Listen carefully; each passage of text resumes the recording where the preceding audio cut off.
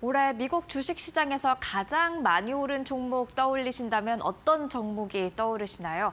많이들 엔비디아를 생각하실 겁니다. 하지만 사실 엔비디아보다 더 많이 오른 종목이 있습니다. 그 종목 오늘 탐구해 보도록 하겠습니다. 일단 엔비디아 CEO의 한 가지 말부터 들어보고 시작을 하도록 하죠. AI의 시대라고 제목을 붙여봤는데요. AI 시대가 도래하며 모든 산업과 국가가 변혁을 겪고 있습니다.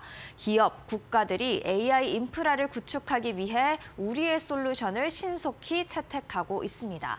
젠슨 황 엔비디아 CEO의 컨퍼런스 콜 내용 중 한 가지 발언이었습니다. AI 시대가 도래하면서 많은 변화들이 일어나고 있고 이 변화가 고스란히 주식시장에도 담겨 있는 건데요. 그런데 여기서 이 엔비디아 그 자체에 집중하기보다는 AI 시대가 도래했다라는 점에 집중을 해보고 싶습니다. AI 시대가 도래하면서 엔비디아가 활기를 띈 것처럼 다른 무언가도 또 활기를 띠고 있는 건데요. 바로 데이터 센터입니다. 데이터 센터에 대한 이야기 유독 올해 굉장히 많이 들어보셨을 텐데요. 사실 이 데이터 센터는 전력 하마입니다. 이렇게 데이터 센터가 필요로 하는 전력량을 차트화한 건데 하나의 데이터 센터에 지금 몇 가구, 몇 명의 사람들이 필요로 하는 전력량이 있는지 보여주는 겁니다. 데이터 센터 한 곳, 100% 가동한 것도 아닙니다. 가동률 85%인 데이터 센터 한 곳이 1년에 사용하는 전력량이요. 71만 가구의 전력량과 맞먹고요. 그리고 180만 명이 사용하는 전력량과 맞먹습니다.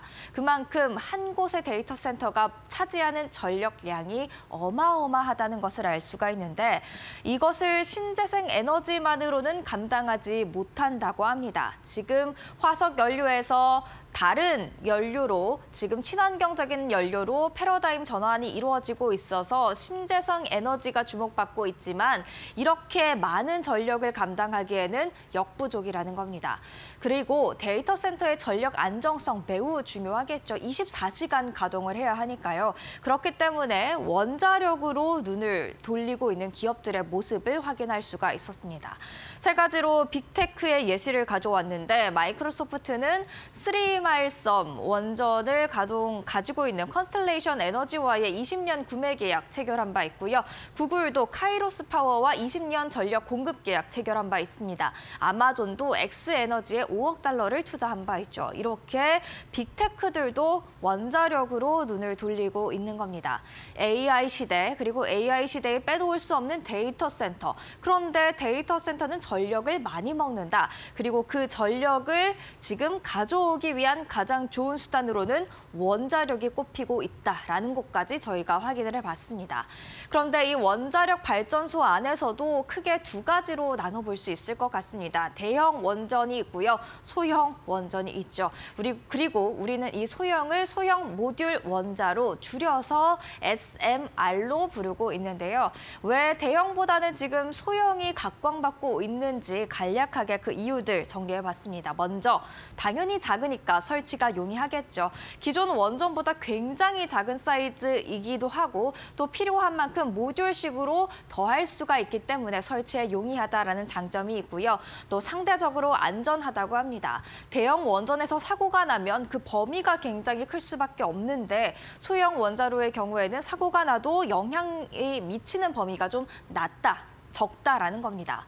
또 비용 당연히 절감이 되겠죠. 대형 원전 하나를 짓는데 5조에서 10조 원이 든다면 소형은 3천억 원가량이 든다고 합니다. 그러니까 이런 장점들로 인해서 지금 또 데이터 센터를 가동시키기 위한 전력이 빠르게 필요한 만큼 시간이 오래 걸리고 비용도 많이 드는 대형 원전보다는 소형 모듈 원자로가 주목을 받고 있는 겁니다. 그렇다 보니까 이 SMR 관련주 굉장히 많이 올랐습니다. 많이 올라도 너무 많이 올랐는데요. 한번 보시죠. 엔비디아보다도 더 올랐습니다. 그 주인공 바로 뉴스케일 파워가 되겠습니다. MSR SMR 설계 분야에서 압도적인 기술력을 가지고 있는 만큼 이 소형 원자로가 주목받기 시작하면서부터 주가 굉장히 많이 올랐는데요. 무려 올해에만 862%의 상승률을 기록하고 있습니다. 엔비디아가 200%가량 오를 때 이 뉴스케일 파워 올해에만 800% 이상의 상승률을 기록을 하고 있는 건데요. 2029년 상용화를 목표로 현재 계속해서 개발 중에 있다고 하죠. 또 다른 종목들도 보시죠. 컨스텔레이션 에너지, 마이크로소프트와 전력 공급 계약을 체결한 회사가 되겠죠. 역시나 마찬가지로 116% 올해 오른 바 있고요. 도미니언 에너지도 한번 보시죠. 미국 동부 지역에 전력을 공급하고 있는 기업인데 아마존과 계약을 체결한 바 있는데 상대적으로 덜 오르긴 했습니다만 그래도 20% 가까운 상승률 기록을 하고 있습니다. 그렇기 때문에 이렇게 주목받는 SMR 관련주 지금 사도 될까가 사실 우리의 가장 궁금증이죠. 한번 정리를 해봤습니다. 일단 화석연료 탈피 그리고 에너지 위기 등으로 발전 패러다임 전환에 있어서 지금 분명히 중요한 시기는 맞습니다. 그리고 친환경 에너지만으로는 충분한 전력 발전이 어려운 것도 맞습니다. 그래서 친환경으로 완전히 넘어가기 전까지 이 과도기에 원자력 발전이 상당히 중요할 것이다라는 의견들 나와 있는 상황인데요.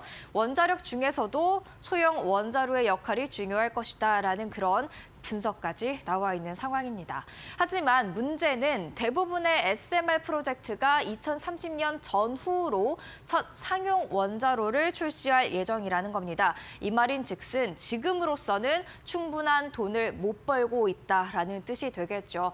주가가 많이 오른 것도 실제 돈을 벌고 있다기보다는 기대감에 먼저 많이 올랐다라고 생각을 해볼 수가 있을 텐데요. 그렇기 때문에 2030년 전후까지 첫 상용 원자로를 출시하기 전까지 버틸 수 있는 자금력이 있을까? 이 부분을 앞으로 투자하실 때 체크해 볼 필요가 있을 것 같습니다.